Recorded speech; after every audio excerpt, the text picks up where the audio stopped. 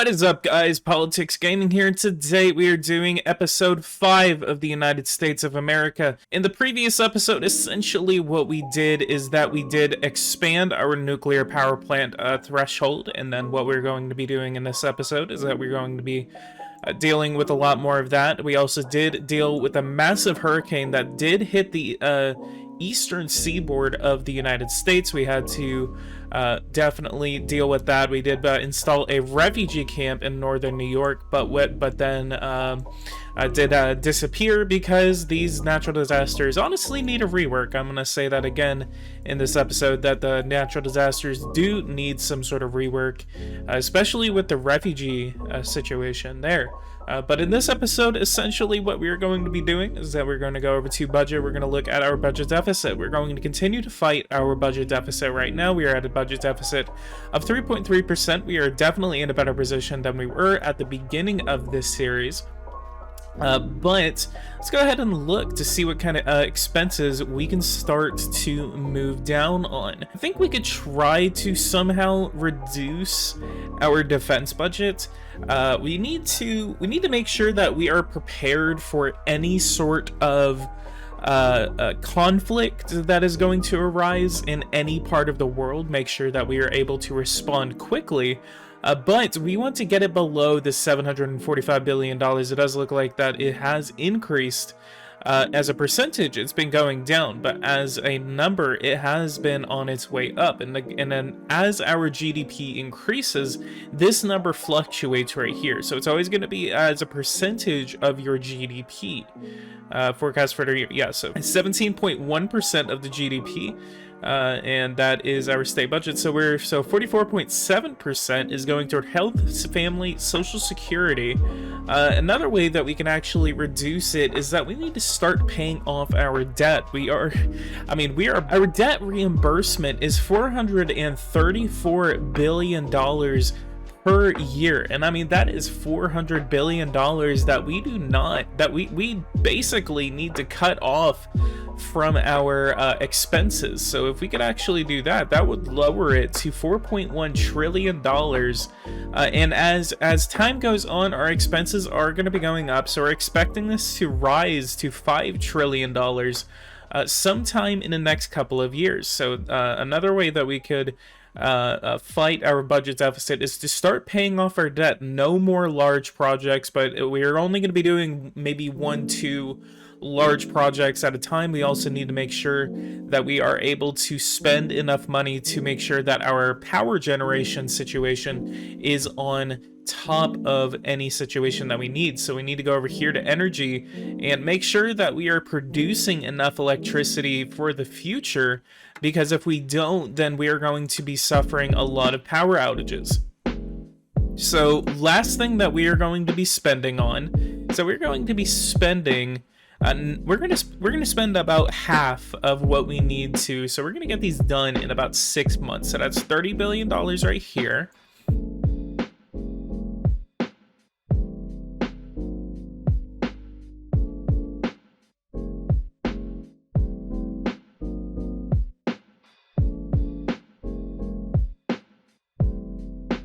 And lastly, we're going to build that one in northern Georgia. We're actually pretty close to the Sequoia power plant and the Watts Bar power plant in looks like a eastern Tennessee. So that looks like it's about, don't know, I wish there was a ruler or something like that. I think there is a ruler or something. No, it doesn't look like it. But pretty considerable distance from and to Atlanta. So that is going to be providing power for the city of Atlanta, hopefully. Let's go over to taxation, and let's see what we can do in terms of taxes. So we need to look at the tax on the large fortunes. And current news from the Biden administration. It looks like that they're going to be but they're introducing one of the largest tax increases in several decades. It looks like about 40 years since, I believe, maybe the 80s or the 90s. I think it was 94, 1994 or something like that. But they said it was the largest tax increase that is going to be known in history, in recent history at least. What they're going to be increasing taxes on is that they're increasing the company tax from 21% to 28%. It's going to be 1% higher than it was before Trump got into office. So, and then they also want to increase a wealth tax. They want to create a wealth tax as we are doing right here. And we're going to increase our wealth tax to 1%. This is going to be fetch us about $55 billion and close the gap in the wealth inequality market. Let's go ahead and see how Congress thinks of this piece of legislation. The people definitely like it, and Democrats will definitely be supporting it in this round of legislation. So what if I want to do 1.2? That's going to fetch us $77 billion of money, though.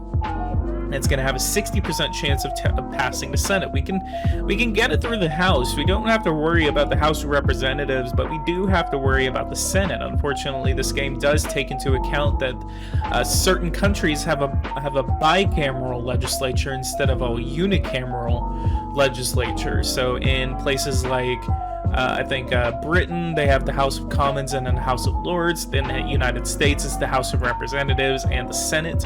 And then in Italy, in France, in Germany as well, they have the Bundestag and Bundesrat. So we're going to go ahead and do that at 1.2%. Republicans, you know what, actually, just to prevent massive protests across this country, I'm going to go ahead and do it at 1%. And we're going to increase it to 1.5% in the next go around. So to make the Republicans happy, I'm gonna attach another piece of legislation to this. We're gonna call this we're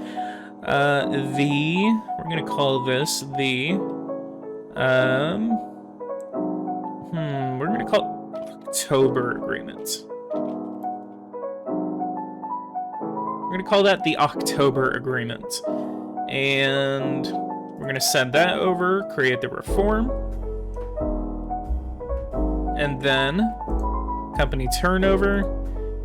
And what if I want to go down here? So we're going to look, do we have the financial transaction tax? We're going to introduce the financial transaction tax. That's going to fetch us nearly another nearly $100 billion actually. What if I want to do this at, we're going to do it at 0.5%. We're going to add that to the October Agreement. That's going to hurt growth just a little bit, but we're going to be increasing subsidies to the relevant sectors in order to create some more economic growth. So again, we're going to add that to the October Agreement, and Republicans don't seem to hate that as much, and actually has a better chance of passing the House of Representatives by a good majority. More than nearly 3/4 actually. So we're closing in on 3/4.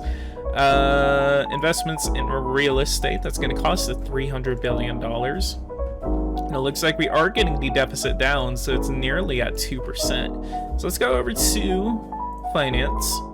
We're going to look at our growth rate right now. Our growth rate is hovering at about 1.37%. And speaking of economic growth, the recently passed stimulus package, the $1.9 trillion kahuna that President Biden has signed into law recently, that is expected. They're actually expecting, some economists are saying that that piece of legislation alone is going to have the United States economic growth rival that of China's. Ever since 1976, I believe, their economic growth has outpaced the United States.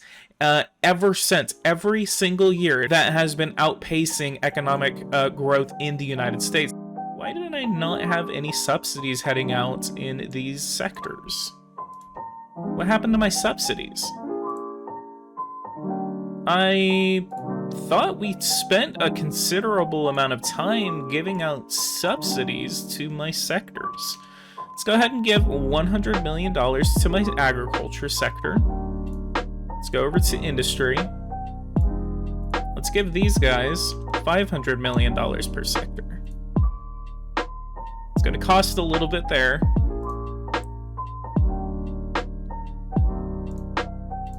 And let's give $2.5 billion to road construction. This is weird. I swear in the past, in the first and second episode, and maybe even the third episode, I actually spent a considerable amount of time giving out subsidies to these sectors. So correct me if I'm wrong. So they are in the services sector. The subsidies are still applying here. Yeah. I custom made all of these sectors. We're just gonna have to go back to industry, and we're gonna give subsidies back out to subsidies. Let's go over to farming real quick, and I'm gonna cut some subsidies from certain.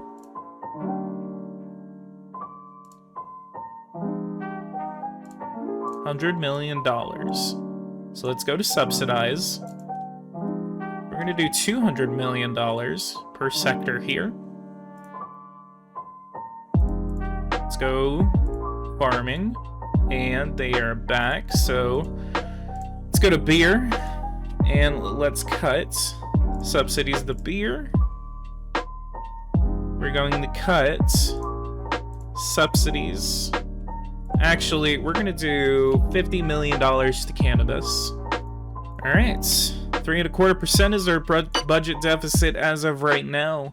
We're still trying to fix America's shattered economy. Fixing America's economy, especially after COVID, has been shut to the. We are spending $205 billion on annual cost of troops overseas. So that is the amount of troops that we have in places like Germany, Belgium, Kosovo, in Bosnia and Herzegovina, in Kuwait, Saudi Arabia, Qatar, Japan, especially South Korea.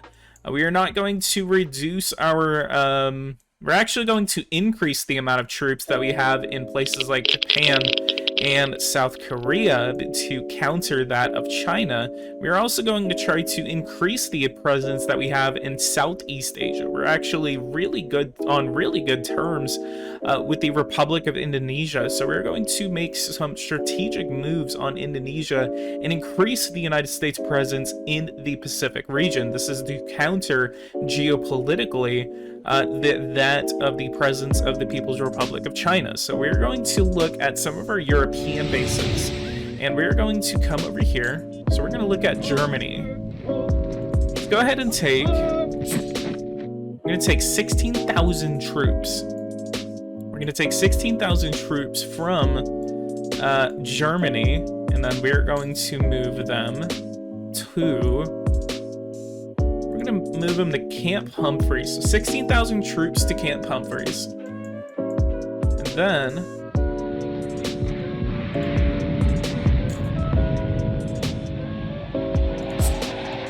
80 drones to Japan.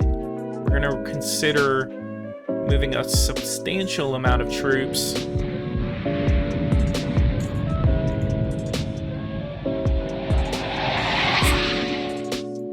We're also going to move some jets from Qatar all the way over to Japan.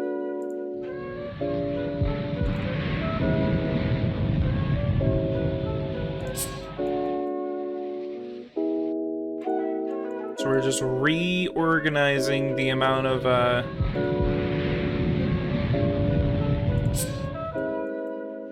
equipment that we have in Europe, and we're moving it over to Asia.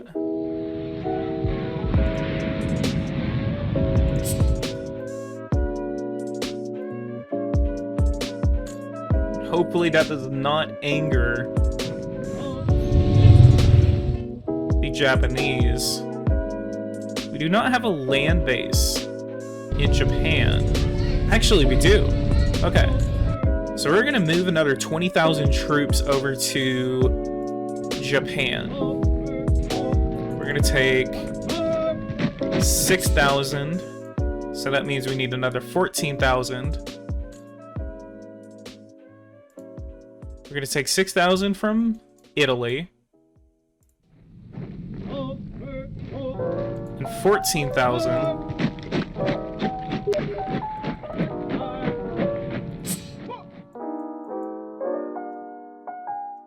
take 14,000. Wow, that was loud. We're gonna take 14,000. We're gonna place them in Japan. And then naval units. I think we're gonna take this directly from our San Diego base. We're gonna move them from California to Yokosuka in Japan. We don't have a naval area in South Korea, but we do have an Air Force base. Once these organizations kind of kick off, I think we're gonna take. Actually, no. We need to make sure that we do have a substantial amount of troops. So I think we might take some from the mainland and then place them back into Kuwait. Or actually, I mean, we could withdraw everyone from Afghanistan. How many do we have? We do have 14,000 in Afghanistan, so we could just place them into Kuwait and then basically withdraw from Afghanistan. Let's go ahead and look at the situation in Afghanistan. In Afghanistan, the Mujahideen, they have a significant foothold. Look at that. They have a significant foothold in the Badghis region. I'm skewering these names. I apologize. But they do have a significant foothold in northern Afghanistan right now. But I already know that the Afghan government usually does get a really good handle on the situation. It looks like they do. Look, they even have a control over one of the biggest cities right now in the Goa region. Religious holiday by the President of the United States, creation of a new ambitious space program. So we could actually. I'm gonna go ahead and pause this real quick, and we're gonna look at our troops in Afghanistan. We're gonna do 10,000 troops from Afghanistan, and we're gonna move them to Kuwait. So that's our organization. Massive strategic reorganization happening right now with the United States. We have a lot of troops moving across the world from Europe all the way over to Asia. This is, again, one of the largest strategic moves in probably peacetime history, that the United States is moving its strategic hold from Europe, because we do not yet have some sort of a threat from Russia yet. We do not have any wars happening between Poland and Belarus.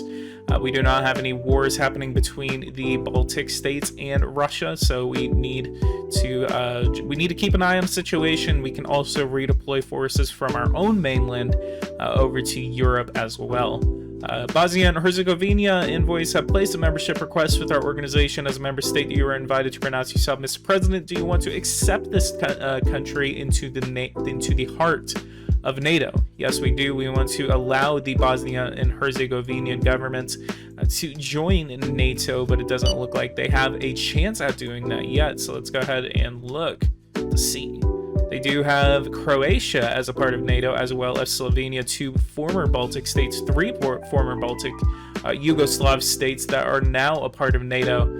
So we do want Bosnia and Herzegovina to join us, but they very likely are not going to be able to join. Most likely, probably because of places like Hungary and Poland. I do not know the current diplomatic relations of Bosnia and Herzegovina as of right now, but I do think that they will probably be rejected by the rest of NATO. 1.52 annual growth rate, in contrast with the previous estimate of 0.84%, so it is increasing. We are actually increasing our growth rate as of right now, so that is awesome to see. We're nearing the end of the year, so we need to make sure that we can increase the amount of growth that we can pump out of our economy. And in terms of space research, let's go over to space research and let's look at Axios Vogel. Axios Vogel has 3 people that are asking to join, and we're going to reject all of them. We do have 100% finance on our part, and we have a 0% chance of failure, and we have a scheduled launch date for 2024. We could actually move that to 2023 and then give them an additional several $1 billion. Let's go ahead and accept that launch date.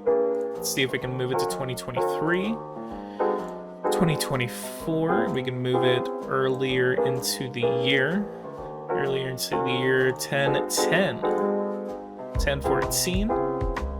That is a 0% chance of failure, so we're going to go ahead and leave it like that. And then if we want to move it even closer, we possibly can. We just need to give it some more money. Europa lander is going to bring the return of samples to Earth, 16% chance of failure. We need to give it some more money, even though we're giving it some $20 billion nearly. 8/1/2023, we want to discover it because it's going to take a long time for it to get to Europe, land on Europa, and then come all the way back to Earth. It's going to take a very long time, a Europa lander, and I want to see how many months it's going to take before that to happen. 122 months. That is a several year. It looks like maybe 5 years, 6 years, 4 minimum. So it's gonna take a very long time for us to get there and then come back with the proof that life does exist beyond this planet. Let's go ahead and continue to go on. We're going to be going to the end of the year, and that is going to be the end of our episode. So we're gonna continue to go on, and we're gonna go ahead and accept this meeting with with Canada.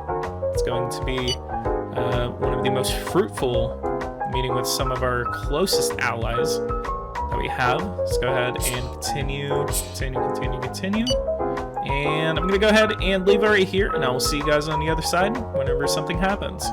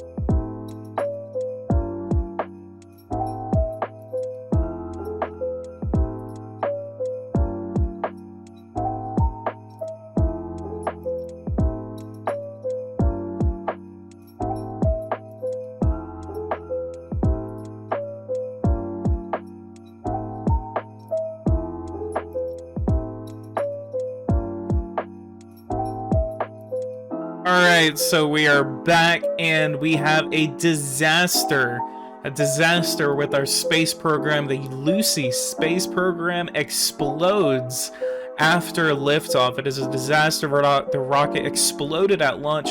There's only disbelief at the control room. We have failed miserably. Our methods and preparation time were clearly inadequate. Let's go ahead and see what we lost, how much money we spent on this Lucy space program.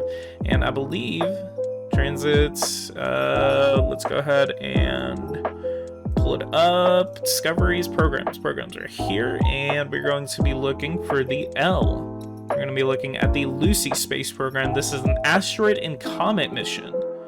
Failure 11/21/2021. This is not a prediction. Swear to God, if something happens in 2021, I'm gonna die. Yeah, wow, $262 million was spent on this program. That really was inadequate. That was, oh man, that makes me cringe. Let's go ahead and see what we have lost. So we have another one called Psych that is going to launch in 2022. Date of creation 4/24/2017, shortly after President Trump took office, actually. We had lost a lot of approval off of that space program.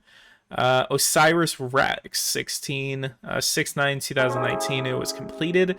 And there's another one by Japan, the Hayabusa 2, that was successful in 9/25/2017. So we, that was not expected. That was, we did not see. I actually had to, if as you guys saw, I was actually attending to other matters. We had to give some money back to that, what do you call it?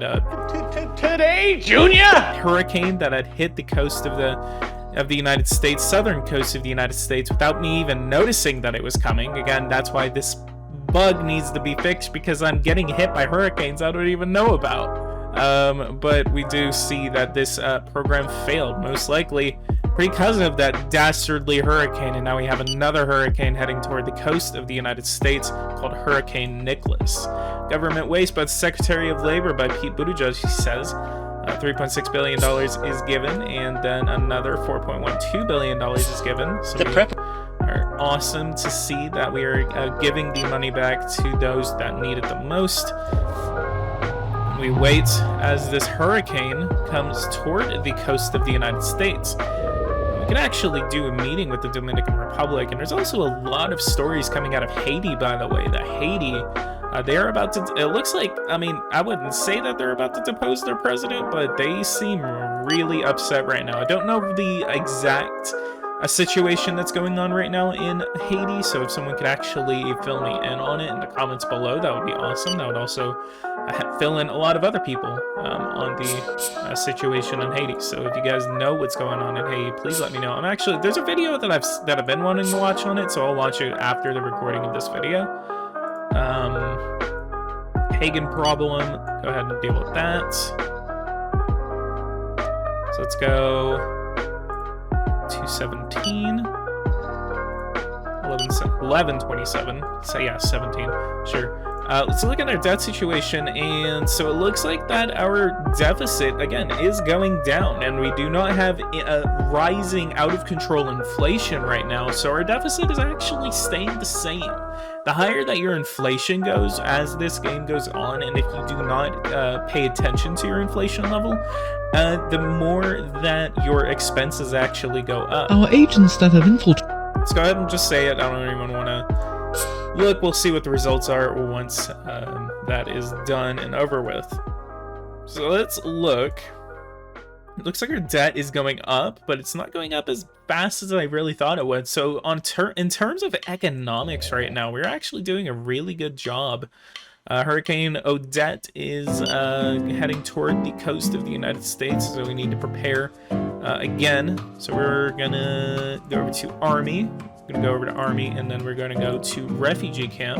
We're gonna place this in Georgia, and then we're just gonna wait just in case.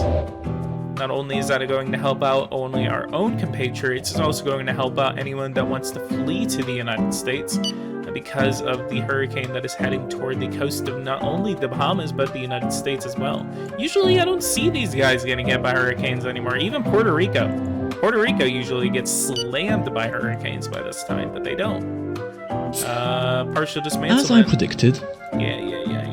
Partial dismantlement of the Mexican drug cartels. So that is interesting to see that we made some significant efforts against the Mexican drug cartels.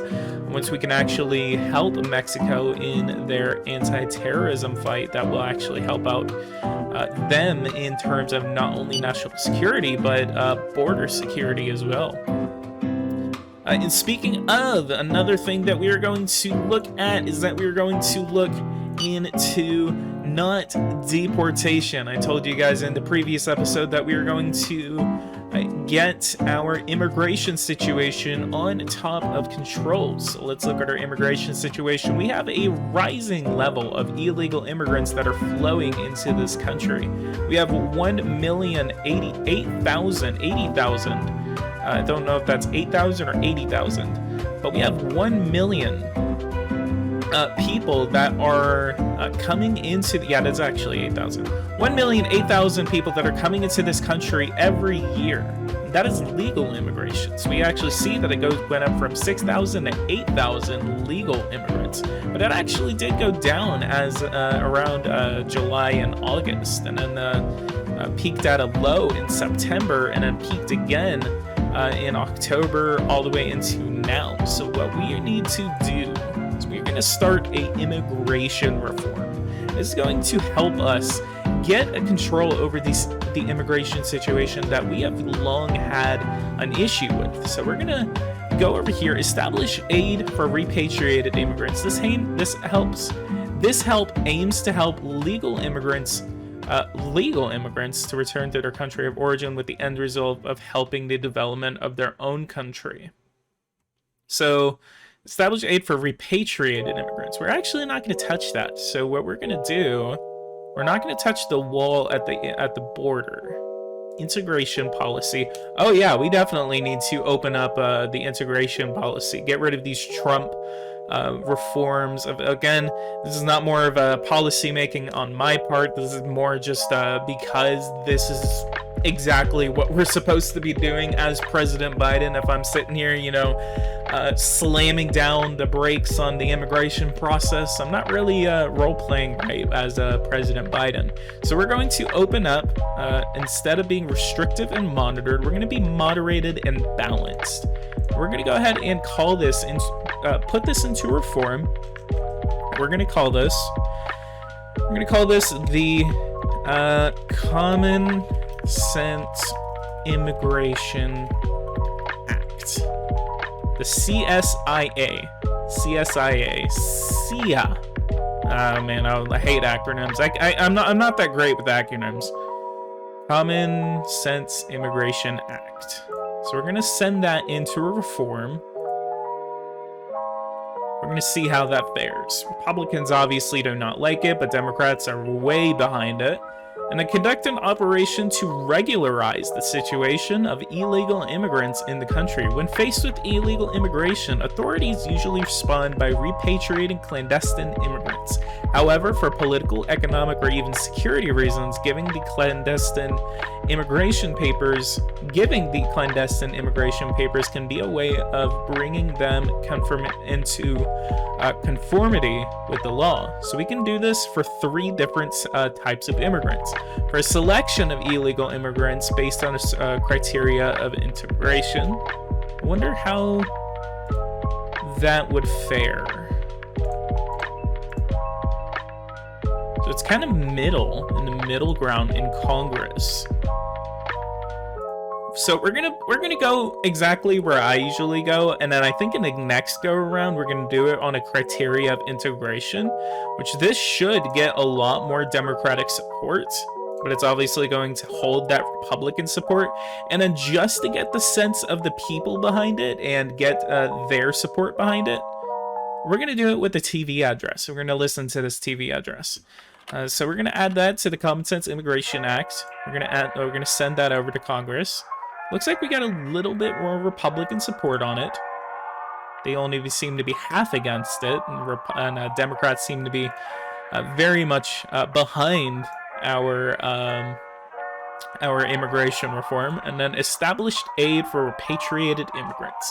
So we don't want to target legal immigrants. This is actually against the legal immigrants. Usually I give it a high incentive increased subsidy, and that's only going to cost $8 million. It doesn't really cost that much in terms of GDP of the United States. But then we have to launch a massive operation to accompany illegal immigrants to the border.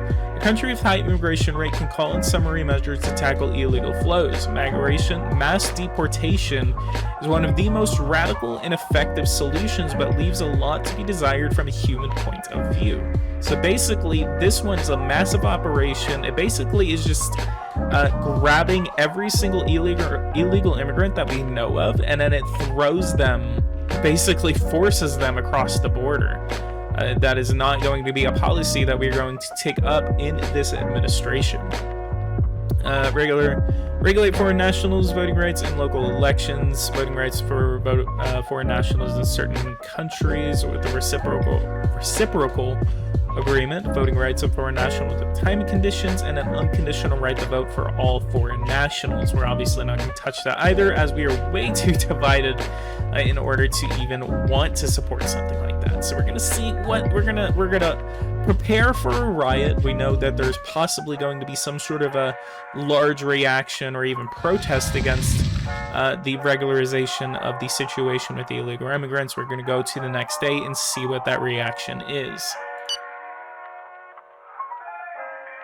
And it looks like that we only get two green, light green smiley faces, and it's foreign policy and integration, anti-racism. And then we have a little bit of a frowny face whenever it comes to controlled immigration. A lot of people did not like that that we did that in terms of illegal immigration, but it had to be done. So let's go ahead and watch this TV address by the President of the United States.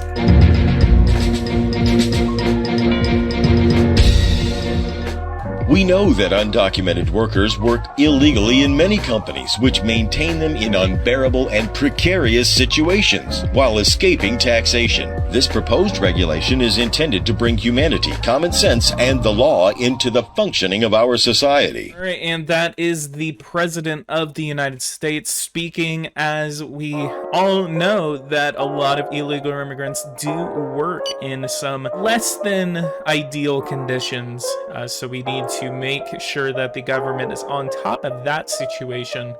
Let's go ahead and accept this meeting for the Christmas day. And then I'm going to go ahead and get over to the end of the month, and we're going to go to the next quarter, see how much money that we borrowed in this next quarter, and then we're going to wrap this episode up.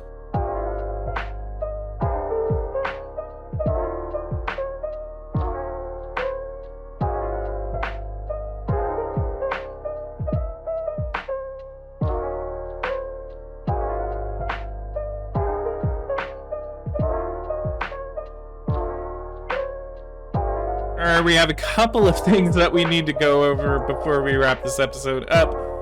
We do have the creation of Ambition's space program, but we do see that someone committed suicide in our government. The funeral will take place next week. James Folker. Do you want to attend the ceremony? Let's go ahead and try to see if we can find out who James Folker is. James Folker. So it's a Monday. It's a Monday. Let's see if we can actually find out in the newspaper who James Folker is. And criticize Tom. Tom Biden's playing in simply a great head of state concerned with the quality of his life of his workers. So we're gonna try to see. Guess we're just gonna attend that funeral real quick.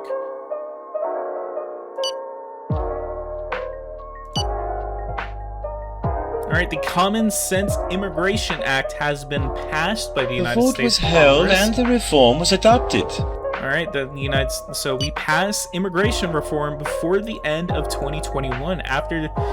Into the first year of President Biden's term, we did get massive tax reform passed. We got the company tax to go down to 19%, even though obviously we're doing that for economic growth. But also, we do see that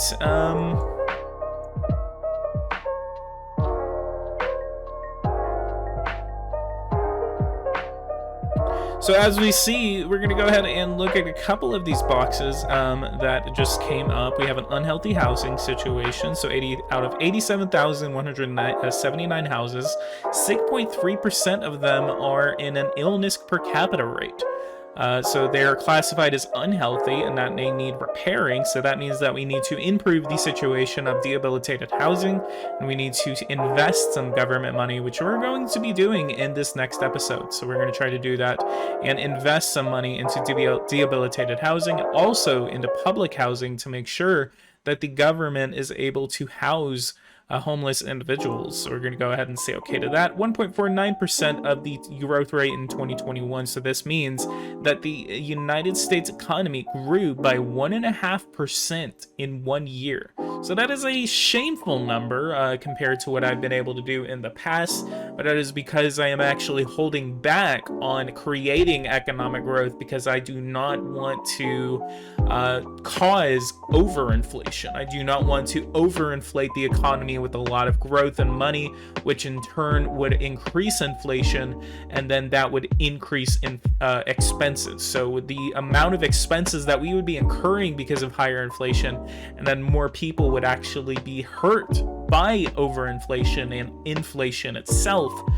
That is why we are holding back on creating too much growth. So this is an abysmal number compared to what I can do, but we're going to try to shoot to get at least a 3% growth rate in 2022.